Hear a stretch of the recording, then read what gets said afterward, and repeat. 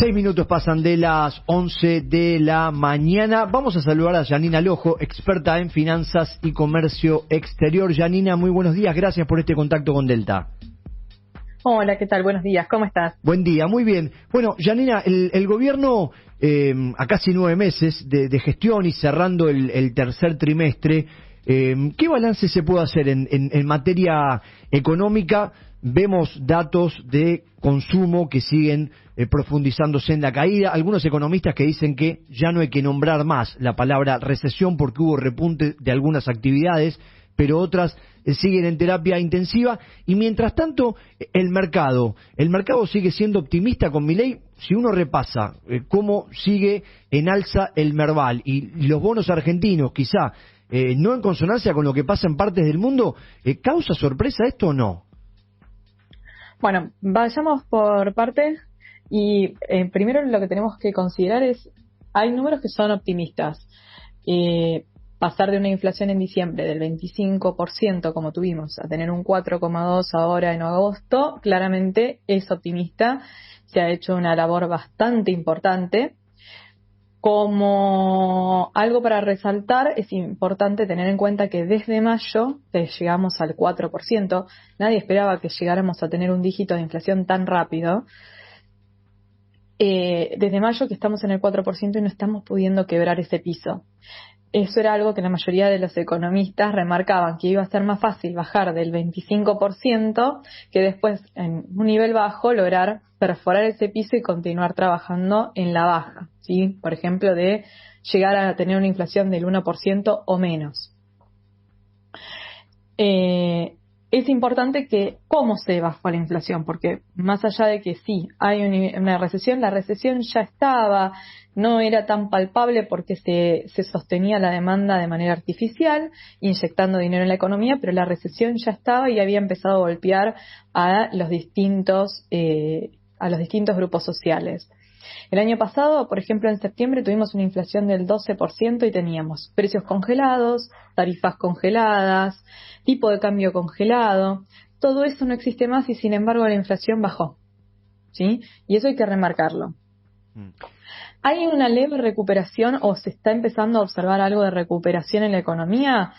Sí, es verdad, porque si bien cuando comparamos los datos con respecto al 2023 siguen mostrando caídas significativas de la actividad, por ejemplo, el índice que mide la actividad de construcción que se publicó esta semana, lo que nos dice sí, contra el año pasado la caída es abrupta, pero si miramos junio contra julio, en julio creció la actividad. Entonces se está empezando en algunos sectores a reactivar. Y en otros sectores que todavía no se ve la reactivación, por ejemplo en las ventas minoristas, la CAME publicó este fin de semana un informe que realizan relevando a través de distintas empresas, las ventas minoristas en agosto cayeron un 10%. Pero si vemos el gráfico, vemos que la caída en las ventas se está desacelerando. Cada vez caen menos las ventas, se están empezando a recuperar y en algunos sectores están empezando a verse ciertos movimientos. Con respecto al blanqueo, Sí. En comparación con el que fue el blanqueo 2017, ¿vos considerás que este puede ser un blanqueo menos recaudatorio que el de aquel año, pero que puede llegar a dinamizar un poco la economía, a mover un poco? La verdad es que es muy pronto para saber cuál va a ser el impacto del blanqueo en cuanto al monto a blanquear, ¿sí? Pero sí, probablemente, por cómo se diagramó, movilice algunos sectores, por ejemplo, el inmobiliario, o por ejemplo, la venta de automóviles, porque como aquellos que blanquean, tienen que dejar de dinero en efectivo, tienen que dejar ese dinero inmovilizado en una cuenta, pero sí deciden hacer algún tipo de actividad y gastar, por ejemplo, comprar un automóvil, pueden disponer del dinero antes de los plazos y no pagar ningún tipo de multa, no tener ningún costo, eso puede hacer que se movilice, sumado a que, por ejemplo, ya hay 2 marcas fabricantes de automóviles que por la baja del impuesto país anunciaron que iban a bajar el precio de sus unidades. Y el gobierno que sigue con esta postura de intervenir en los mercados, tratar de mantener los dólares bursátiles a raya mientras monitorea el tema del riesgo país. ¿Qué puede llegar a pasar en octubre? Algunos hablan de una tensa calma con la expectativa de lo que pueda generar el blanqueo, pero ¿qué puede pasar en octubre con con la tasa de los dólares, con los incrementos que se pueden llegar a dar?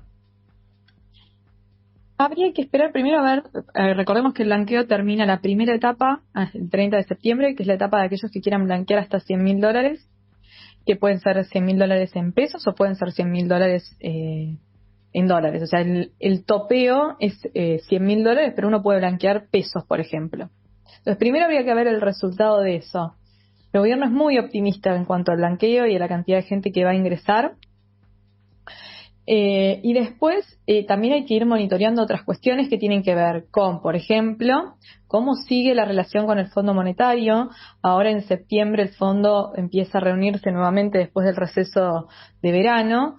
¿Y qué pasa con las negociaciones con el fondo? Recordemos que el gobierno ya manifestó la intención de renegociar el acuerdo para ver si puede hacerse de una parte que quedó disponible de ese acuerdo, y eso permitiría reforzar las reservas. También hay que ver, bueno, cómo responde el mercado internacional en cuanto al precio de los commodities, porque hoy una de las cuestiones que nos está jugando en contra es que se cayó el precio de los commodities, principalmente el precio de la soja, y eso nos está afectando, porque no es que el campo no está liquidando, el campo está liquidando y está liquidando constantemente todos los meses. El problema es que el precio ha caído significativamente y eso obviamente nos juega en contra.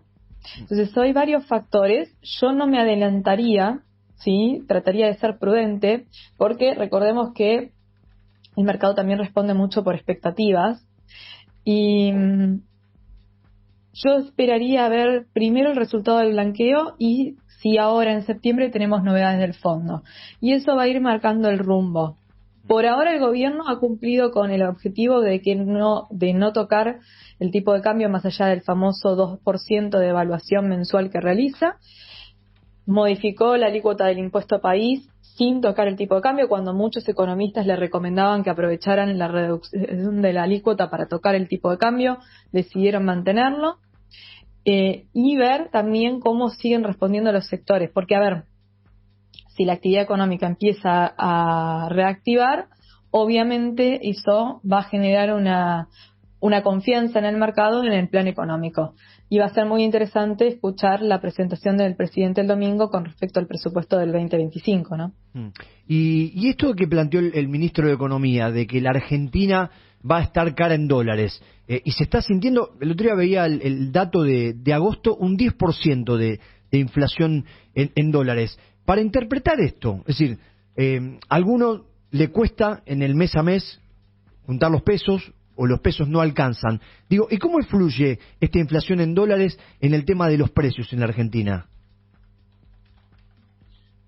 Lamentablemente en la Argentina, de hecho, somos bimonetarios, porque si bien nosotros nos movilizamos, utilizamos el peso como moneda de intercambio, fijamos los precios en pesos, usamos el dólar como resguardo de valor, ¿sí? Entonces, primero que hay muchísimos precios que, al ser dependientes de insumos, aunque sean de producción nacional, sean dependientes de insumos importados, si tienen dudas sobre cuál va a ser el valor del tipo de cambio al momento en el que van a acceder, o si a nivel internacional, por una cuestión de que hay que financiar las operaciones de importación, se encarece el producto, obviamente eso impacta en el precio que recibe el consumidor. Lo que se habla cuando el ministro dijo, bueno, vamos a estar caros en dólares, él lo que apuntaba era a este pedido que muchos le hacen de que devalúe, ¿sí?, como una manera de darle competitividad al sector exportador argentino. Y la respuesta, la contracara que da el gobierno es: si yo devalúo, impacto en la inflación, impacto en la gente, en la que es gente de calle, que ni siquiera llega a juntar para comprar $1, es para poder comprar la comida que está juntando la plata. Sí, entonces, si yo devalúo, impacto sobre ellos, prefiero darte competitividad a través de otras herramientas, en cambios estructurales, en cambios de infraestructura, pero no tocar el tipo de cambio que hoy, quizás, si lo toco, me puede tocar la inflación y termino perjudicando a la gente de calle. Todavía, a ver, pensando en la gente de calle, que es la que está absorbiendo el mayor golpe del ajuste, ¿no? Sí, sin duda de esto. Y con respecto a esta tablita, que el gobierno no la quiere modificar, ha resignado ingresos el gobierno, ¿no? Con el tema de la reducción del impuesto país. El otro día, cuando hablábamos con un economista, le preguntaba por el tema del dinero de que el gobierno tiene que hacer frente en el 2025 con vencimientos, pagar bonos, y me decía, no, hoy el gobierno no la tiene por más que diga que la tiene. Digo, ¿eso el mercado también está monitoreando qué es lo que puede llegar a pasar? Por supuesto, el mercado siempre está monitoreando. Hasta ahora, siempre que hubo un vencimiento se cumplió. Lo último que el gobierno quiere es escuchar la palabra default, porque obviamente no cumplir implica un default. Entonces, nadie quiere un default porque eso te saca por completo del mercado. Ya estamos afuera con el nivel de impuesto país, con el nivel de riesgo país que tenemos, no podemos ir a los mercados financieros a pedir dinero prestado. Entonces, esa herramienta no la tenemos. Nos queda el prestamista de última instancia, que es el Fondo Monetario Internacional. Necesitamos cumplir con los tenedores de bonos, obviamente. Hoy el gobierno lo que tiene es, supuestamente por las declaraciones del ministro de Economía, pautado posiblemente acuerdos para tener créditos de manera temporal para poder hacer frente a las obligaciones, ¿sí? Eso es lo que el ministro dijo. Dijo, nosotros vamos a cumplir, ya sea que pegamos un crédito repo o con fondos que lleguen del Fondo Monetario, pero nosotros vamos a cumplir. Si se acerca la fecha de vencimiento y el mercado no tiene signos, o sea, no logra leer que el dinero esté, probablemente eso impacte negativamente en todos los activos argentinos y haya un cimbronazo. Si el mercado ve o están los anuncios de que el dinero está, el mercado va a seguir operando con tranquilidad. Hoy el mercado está confiando en el plan económico y se ven los números, vos mismo lo dijiste. Sí, no, eso te quería preguntar. Más allá de que el riesgo país está bajando, los bonos soberanos están respondiendo positivamente. Las acciones argentinas, ¿no? Digo, el Merval está volando, el Merval. El Merval está teniendo un buen rendimiento, sí, es verdad. Está teniendo ganancias en pesos y en dólares. ¿Esperás alguna corrección del Merval? ¿O todavía esperás alguna corrección o todavía sigue la tendencia alcista? En los últimos tiempos hay una tendencia alcista, pero bueno, el Merval también a veces sorprende. Así que siempre hay que estar atento al día a día.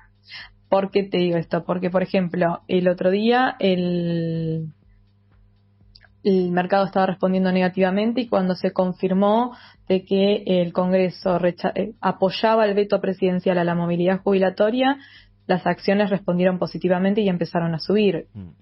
Entonces, el mercado a veces también es la lectura del día a día. Hay que esperar, eso seguro. Bueno, genial, Janina, te agradezco muchísimo por esta charla con Delta. Que sigas muy bien. No, gracias a ustedes, fue un placer. Dale, que sigas bien. Ahí pasaba Janina Alojo, experta en finanzas y comercio exterior.